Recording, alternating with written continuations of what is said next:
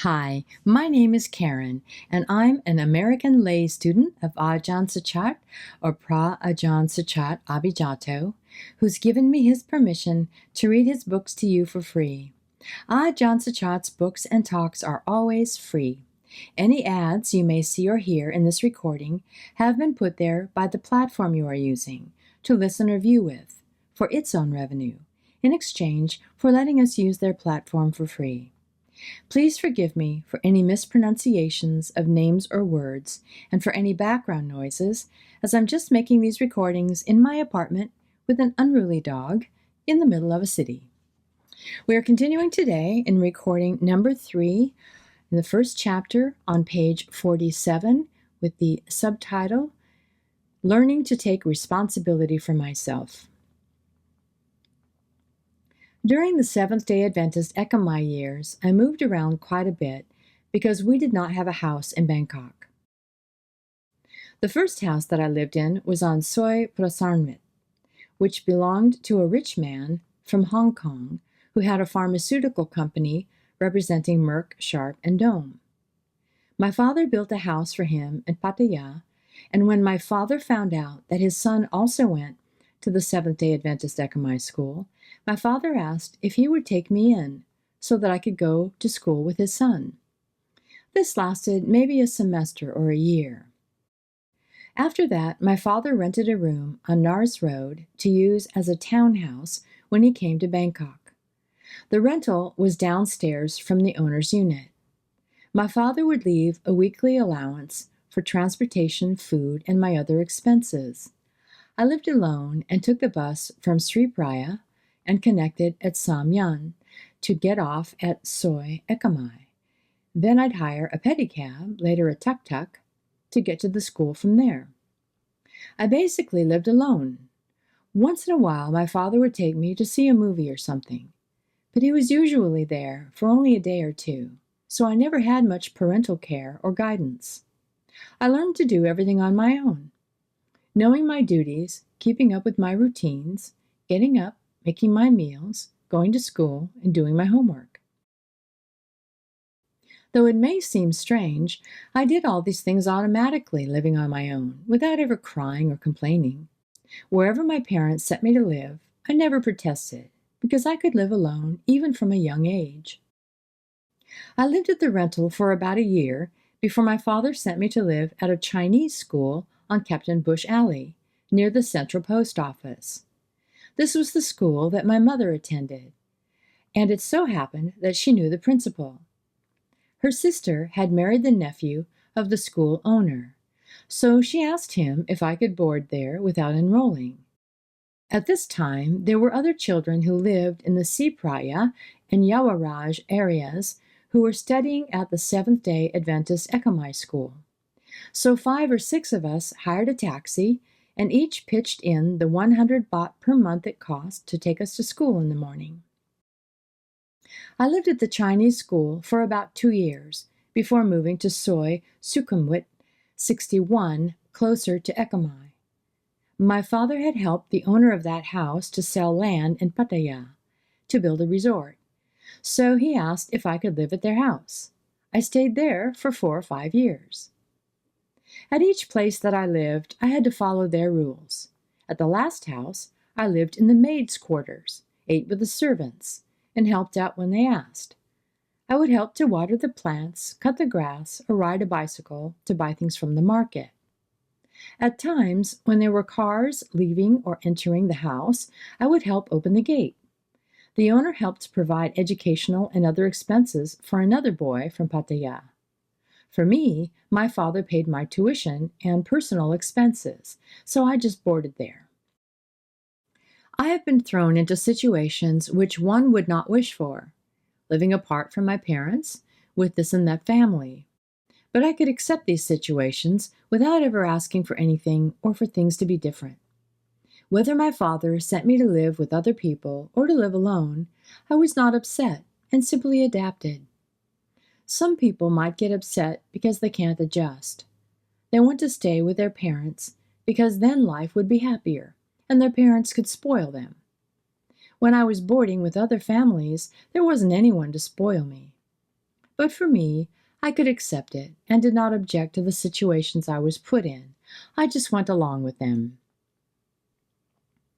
During my school years, there were times when I was behind payment for my school fees, but never for long. School fees were paid on a monthly basis. At that time, my school fees were 300 baht per month, which was expensive considering that government schools were only charging 20 to 30 baht. Seeing this, the owner of the house, a professor at Chulalongkorn University, asked why I had to study at such an expensive school and one that was unaccredited. She tried a few times to persuade me to change to another school. She knew that the Seventh-day Adventist Ekamai school was unaccredited, and any child from that school would not be able to continue his education unless he went overseas. And starting on the next section, on page 50, titled Working While Going to School. As in Suphanburi, I found work to supplement my allowance. The school paid me for an after-school job, cleaning restrooms, sweeping the grounds, and collecting garbage for an hour. In the 9th grade, my father opened a restaurant by the beach in Pattaya that served Thai and American food to the U.S. military personnel. At that time, I would go to school during the week in Bangkok, then travel to Pattaya on Saturdays and Sundays to help my father at the restaurant. He gave me extra money for the work I did. At the school, nobody seemed to care about each other's financial background. We were just classmates. Even though nobody cared or looked down on me because I was not as well off as they were, I mostly stayed away from the kids from wealthier families. There's a quote on page 51. I rarely get angry. I cannot say why. But since I have accepted reality, there is nothing to be angry about anymore. If someone dislikes me, I find no cause to be angry or hung up about it. At any rate, if disagreements arise once in a while, it never causes any problems, because I realize that we are just different. I tend to want to be alone, and that usually keeps me from getting angry at anybody. The next section begins on page 53, titled Quick-Witted. I did not work that hard in school, so my grades were not that high. However, I had a quick mind, especially in math, and could understand the lessons well enough to be able to do the homework without much review. I liked math and science because they were logical. Other subjects that required the memorization of names and people, such as history, were more difficult for me. But being disciplined and knowing my duties helped me to get through them. I never worried about being first in the class or anything. I just did my job. I finished 12 years of school in 8 years because I went straight from grade 1 to grade 3 and from grade 3 to 6. I also skipped from grade 10 to 12. So I entered school in 1958 and graduated in 1966. The next section starts on page 54, titled Working and Saving Money to Further My Education. After graduating from the Seventh-day Adventist Ekamai School, most of my friends went to study abroad because the school was not accredited by the Ministry of Education, so we could not take the entrance exams for Chulalongkorn or Thammasat universities. Since most of their parents could afford it, they sent their children abroad. This was not the case, however, for my parents and me. I went to live in Pattaya with my parents after graduation, even though they had not planned on including me in my father's small construction company, which accepted minor jobs and built small houses. He saw me as a child who had no experience, so he never asked me to help. At that time, though, English was a useful language, and a company that was building Utapo Airport needed staff who could speak English. As fate would have it, there were foreigners who rented my father's resort in Pattaya, so I asked the renters if I would qualify to work at Utapo, and they said that I should try. I got a ride with them to apply for the job, and when they found out that I could speak English and could type, they gave me the application right away, so I did not have to get in line like everybody else.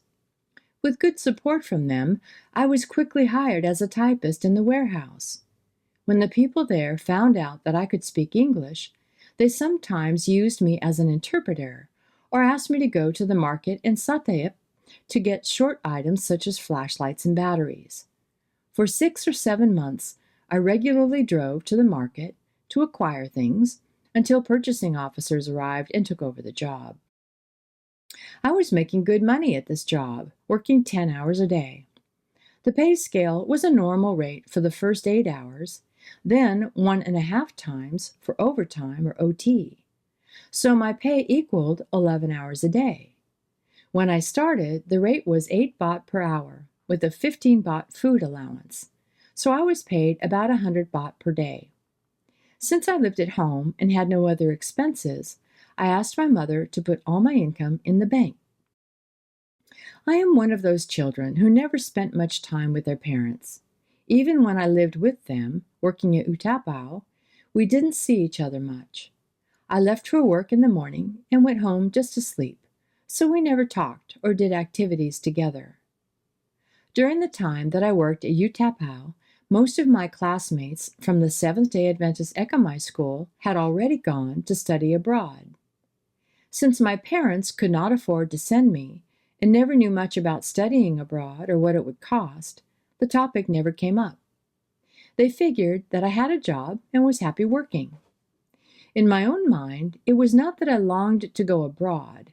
I was not that disappointed that I did not get to go like my classmates. Fate had it that a job came along for me, so I did it.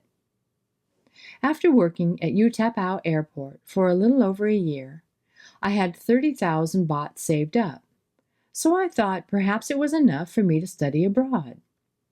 I started researching foreign universities, and since in those days the internet was not around to facilitate it, I used the library.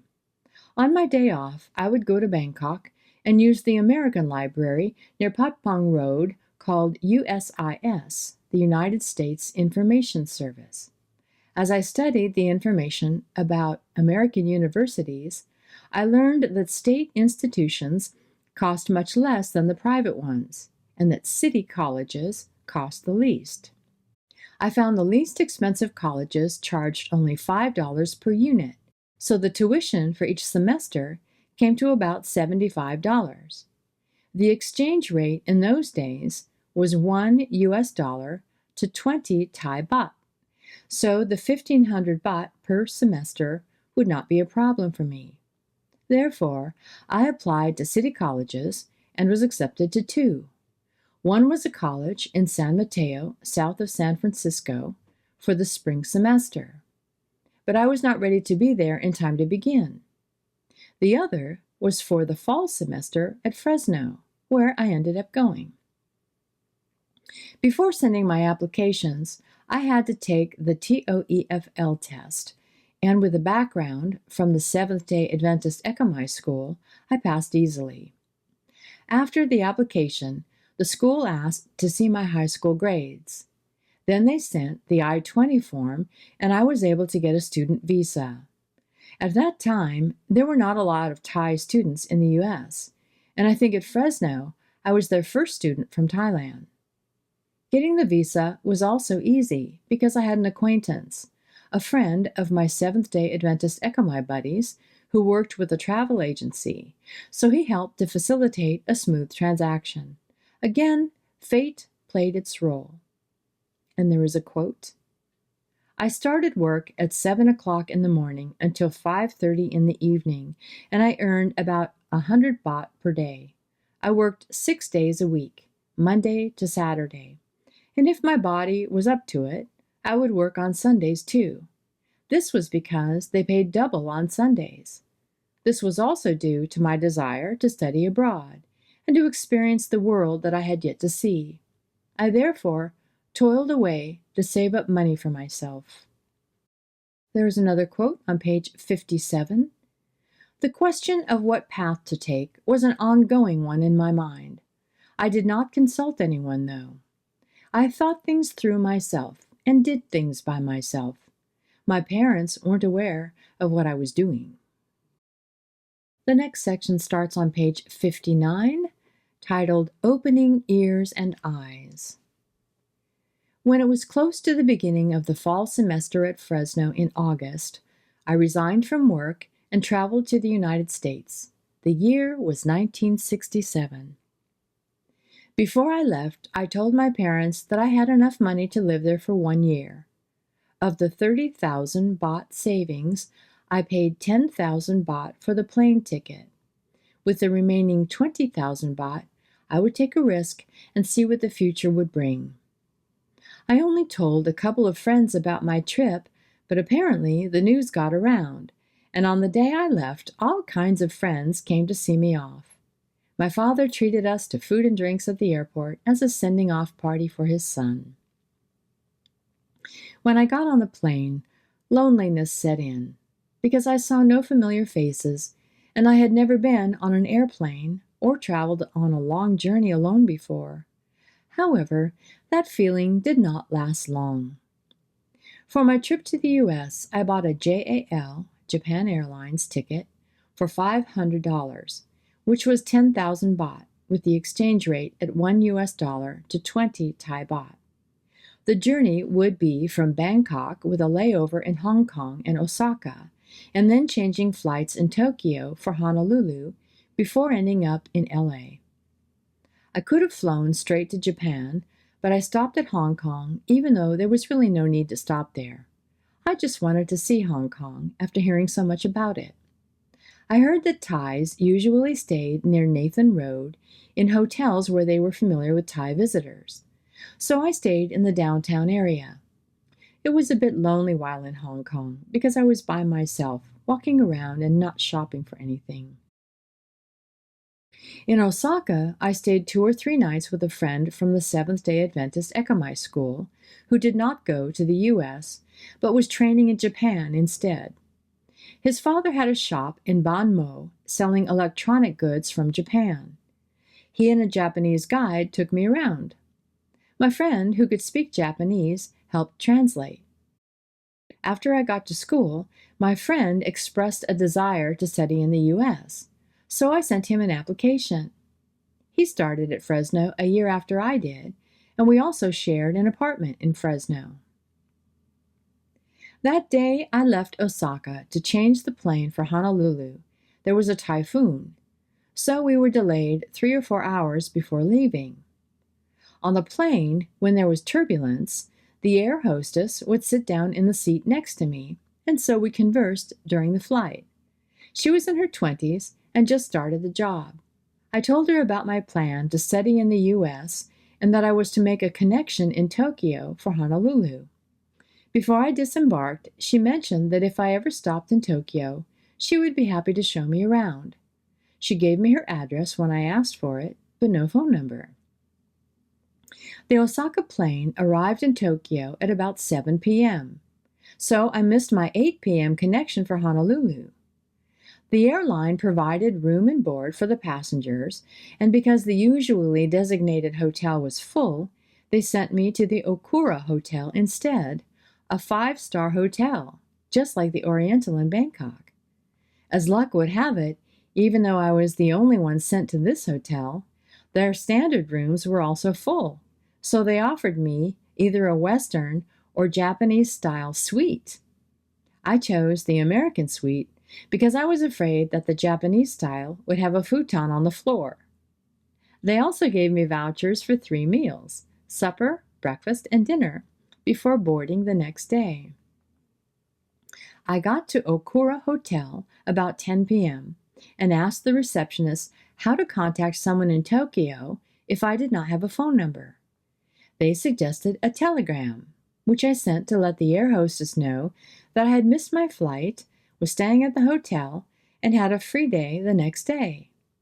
She came by first thing in the morning and showed me around Tokyo. After that, we wrote each other a couple of letters, but stopped once I started school.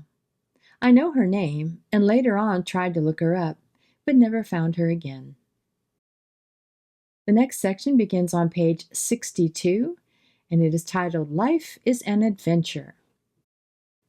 Once I got to the U.S., I lived in a guest house that an old couple rented to students. The room and board cost $80 per month, and they provided breakfast and dinner, but no lunch. We were on our own during the weekends.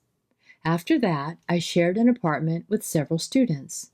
The rent was cheaper, but we had to provide our own meals. I did not have to work the first year in the U.S. because of the 20,000 baht I had saved, and later my father sent me an extra 3,000 baht, or $150 per month, so I could get by without needing a job. After a while, however, the lack of public transportation made it hard to get anywhere, so I had to buy a car using $500 of the $1,000 I had left at the time. It was a second-hand Sunbeam sports car that started to have problems, so my savings began to dwindle from having to pay for it to be fixed. I began to think about getting a job because it was not possible to go on like this. When the summer break came, I went down to LA to find work. In a large city, it was easy to find odd jobs, such as working in the theaters or handing out flyers. Once school reopened, I found other jobs, though I refused to wash dishes. I didn't want to do it because I felt that it was degrading, and I had never done that kind of work before. After using the car for more than a year, the cost of repair had exceeded what I had paid for it. I was therefore willing to sell it off cheaply for $300. I then used the money as a down payment for a new 1969 Volkswagen Beetle. At that time, a Thai housemate of mine was already working and had credit. Before buying the Beetle, he had seen me driving the old vehicle around. One day, we happened to walk past the showroom, and he asked me, "Want to get it?" And I answered, "Why not?" He told me that he could get financing for the car. He would be the buyer. I would then repay the loan through him in monthly installments, and he would in turn pay the bank. This friend of mine was a really good person who had metta. He barely knew me, but was willing to help. After buying the car, my expenses increased significantly because of the $70 per month loan repayment and gasoline. Besides the rent, utilities, and other incidentals, I was left with only $30 each month for food. With only $1 food allowance per day, I ended up practicing Dhutanga by eating one meal a day like a forest monk without even knowing it. At that time, I told myself that $1 is still $1. I could have one meal each day. Even if I had to fast, I would not ask anyone for money. I would not write home because I did not want to burden my family.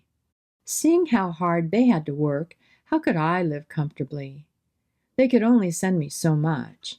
The rest would have to be my own burden, because when I had decided to study in the U.S., I made up my mind that I would not ask for help and would not bother them. At that time, there was an all-you-can-eat for $1 restaurant that I went to just for dinner. Sometimes, when hunger was so excruciating that I could not concentrate in class or study, I would buy a box of milk or French fries that cost 10 cents to have as breakfast or lunch to stave off the hunger pangs. I kept fighting and ate only a meal a day for 2 or 3 months, and strangely, I got used to it. So when I started to meditate, eating was not an issue. I found that whenever I was confronted with a problem, it usually worked itself out without help from anyone. I could always solve my own problems. When I had bought the new car, I proceeded to deliver brooms and the like made by the disabled. After the disabled had made the items, somebody would come to pick them up to sell, or a delivery would be made to fulfill a prior order. I was hired to make the deliveries, and I made a commission on each delivery. However, the income from the delivery work was neither substantial nor steady, and it wasn't enough to cover my expenses. Finally, I had to accept the inevitability of washing dishes. That job was easy to find. The restaurant that I worked at served both food and ice cream. One benefit was that they provided free food for the staff 3 times a day, before starting work, after working for 4 hours, and again after work. You could order from the menu and sit down to eat just like a customer, or take it home. This benefit solved my food problem, and I was finally making minimum wage $1.65 per hour. Starting as a dishwasher, I was promoted to an ice cream server, then to a short order cook. The menu was pretty simple: eggs and ham, sandwiches, and hamburgers. Since most of these dishes were pre-packaged, they just got heated and put together. Pretty simple to do. As a cook, I made $2.50 an hour. I worked the evening shift starting at 5 p.m. and going until 1 a.m. on Fridays, Saturdays, and Sundays because I had to attend classes during the weekdays. I worked 24 hours per week, making $60, which was quite enough for me since I got 3 free meals each working day. Since the schedule worked out well, I stayed on until I graduated. And that is followed by a quote. When I was studying in the U.S., I worked at an ice cream shop. The ice cream was free, so in the beginning, I would eat several servings a day. After a couple of weeks, the desire to eat even one was gone because I got so tired of it. This is just the way worldly things are. When we don't have them, we crave for them. Once we have enough or too much, they're no longer satisfying. And we're going to end there today and begin in the next recording on page 67. And the next section is entitled Education in the U.S. I'll see you next time with Metta. Bye-bye.